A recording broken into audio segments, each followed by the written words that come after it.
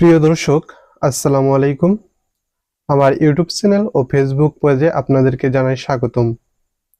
দর্শক, জুলাই গণহত্যা মামলায় শেখ হাসিনা সহ সাবেক স্বরাষ্ট্রমন্ত্রী আসাদুজ্জামান খান কামাল, সাবেক আইজিপি আব্দুল্লাহ আল মামুন, এই তিনজনের বিরুদ্ধে জুলাই গণহত্যা তদন্ত প্রতিবেদন জমা দিয়েছে প্রসিকিউর।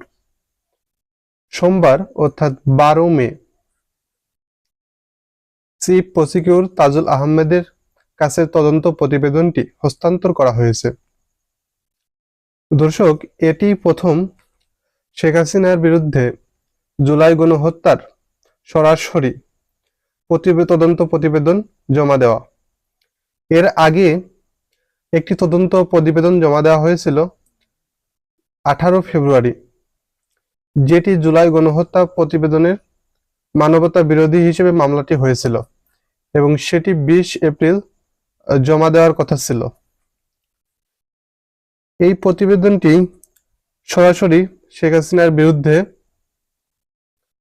জুলাই গণহত্যার তদন্ত প্রতিবেদন।